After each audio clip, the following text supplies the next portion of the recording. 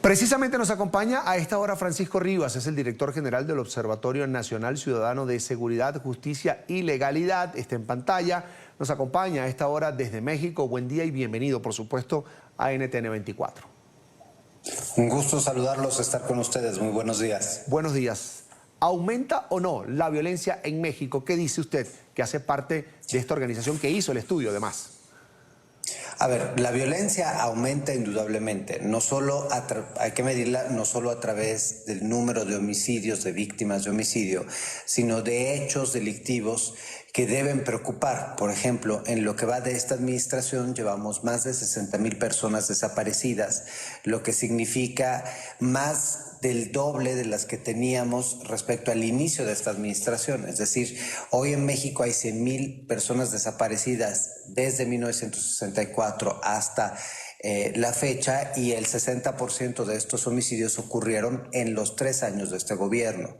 Otro aspecto fundamental es que la extorsión todos los años ha tenido crecimientos que superan el 20 y el 30%, particularmente la extorsión presencial, es decir, algunas manifestaciones en donde los delincuentes o controlan mercados o amenazan con arma larga a los comerciantes o incluso pues llegan a hacer un ejercicio de violencia con quien no puede pagar ese derecho de piso constante. El otro elemento que debe llamar la atención es precisamente el crecimiento también de delitos en contra de la mujer, que en un principio nos relacionaba el gobierno con la pandemia, con el hecho de que las familias habían estado resguardadas en casa, lo que había permitido el crecimiento de violencia familiar, de violaciones, de feminicidios y de otros delitos. Pues a pesar de que hoy estamos prácticamente en un retorno total de la actividad social, la violencia sigue creciendo.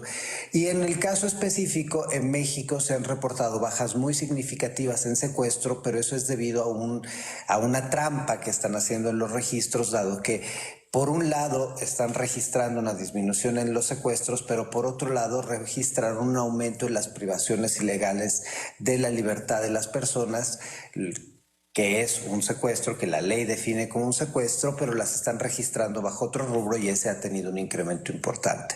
Entonces sí podemos decir que la violencia ha aumentado, no solo porque los homicidios se encuentran en máximos históricos. Si nosotros comparamos la historia de nuestro país, el año más violento de todos es 2019, le sigue 2020, en tercer lugar está 2018, en cuarto lugar 2021 y 2022 probablemente quede o en cuarto o en quinto lugar. Es decir, a mitad del año el pronóstico nos dice que quedaremos muy similares al año pasado. Y todo ello hay que recordarlo, que en el mundo hubo una gran disminución, incluso en Colombia y otros países de Sudamérica, también del homicidio, gracias a que la pandemia pues limitó la actividad social. En México las reducciones fueron mínimas. Entonces no podemos decir que estamos en mejores condiciones cuando, entre otras cosas, cada vez se cometen más delitos con arma de fuego. ¿Y hay alguna responsabilidad, señor Francisco, desde su punto de vista y de la organización que representa, en esta política pasiva del gobierno de Andrés Manuel López Obrador frente al crimen organizado, en estos resultados, en estas cifras rojas? Bueno, lo que pasa es de que en realidad no hay una estrategia, hay una retórica y una narrativa muy clara. Nosotros hemos presentado una serie de documentos relacionados con la estrategia y estamos hablando en estos momentos con los legisladores de oposición, y con los de oposición porque los del oficialismo no nos permitieron presentarle los hallazgos de esta información. La retórica de abrazos y no balazos es eso, es un cuento. La realidad es que hoy tenemos a más ejército y a más fuerzas federales desplazadas en el territorio que nunca, a más confrontación entre el ejército y los delincuentes. Lo que pasa es que tenemos peores resultados, y eso se debe también a que tenemos el mayor recorte presupuestal en materia de seguridad de la historia en nuestro país. Nosotros lo hemos documentado en las últimas 3 administraciones, cuánto y cómo gasta el Estado mexicano, y hoy estamos viendo que prácticamente, por ejemplo, es el segundo año que se le destinan 0 pesos con 0 centavos al fortalecimiento de las policías municipales. Es decir, una policía municipal tiene para pagar salarios, no para mantener patrullas, no para cambiar armamento, para actualizar tecnología, para videovigilancia, etcétera, etcétera. Entonces, en realidad la estrategia que tiene este gobierno es una estrategia de presencia militar con confrontación con los delincuentes, de bajos resultados, porque por ejemplo si comparamos este sexenio con el sexenio anterior, tenemos entre un 60 y un 80% menos decomisos de dinero, de armas, de drogas, de precursores químicos, de piratería, de contrabando, pero al mismo tiempo pues está este discurso del presidente que no tiene un espejo en las acciones que hace, sobre todo las Fuerzas Armadas en nuestro país. El terreno que ha ganado la delincuencia en México tras la llegada del presidente Andrés Manuel López Obrador al poder, ¿esto cómo lo miden ustedes? Es decir, ¿qué tan peligroso es cuando venga una nueva administración y quiera agarrar el toro por los cachos, como se dice popularmente? ¿Cómo va a quedar el Estado mexicano frente al crimen organizado una vez que se vaya Andrés Manuel López Obrador?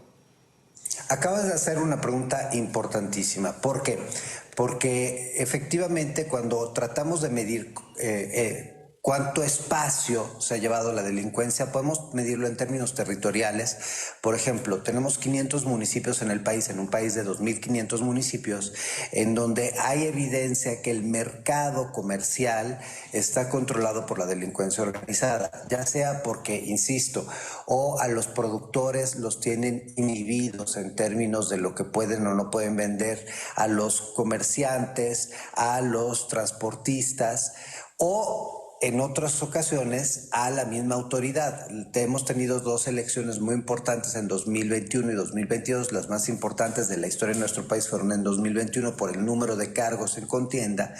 Y en ese sentido hubo una evidente participación de la delincuencia organizada. Entonces, una forma de medirlo también es qué tanto la delincuencia organizada ayudó, por ejemplo, al partido oficialista del presidente López a ganar elecciones en estados como Baja California, Zacatecas, Sinaloa, Michoacán, Nayarit, Colombia, documentados, denunciados, y nadie los ha investigado y nadie los ha sancionado. El otro aspecto es qué tanto controlan ciertas actividades ilícitas. La trata de personas, el tráfico de personas, delitos contra el medio ambiente. Hoy que México vive un problema de sequía, hay un grave problema de control del agua por parte de la delincuencia organizada, de la explotación de territorios y de especies protegidas, de la tala clandestina. Es decir, la diversificación de la delincuencia es tal que para medirla, pues hay que medir lo que ocurre en el espacio físico, pero hay que medirlo también en lo que ocurre en las actividades sociales y incluso en el espacio virtual, dado que México ha tenido cada año más ataques, ciberataques. Hay que decirlo que la mayor parte de ellos no provienen de México, de hecho provienen de Rusia o de China o de las ex repúblicas socialistas, pero la realidad es que también en nuestro país hay un problema relacionado con los ciberdelitos que no se está atendiendo puntualmente. Lamentablemente se me ha acabado el tiempo, pero quiero agradecer a Francisco Rivas. Probablemente vamos a conversar más adelante. Es el director general del Observatorio Nacional Ciudadano de Seguridad, de Justicia y Legalidad de México. Gracias por estar con nosotros. Un buen día, será hasta la próxima. Muchas gracias y los invito a que entren a www.onc.org.mx. Ahí encuentran la plataforma de datos y el documento que acabamos de presentar. Muchas gracias, muy buenos días.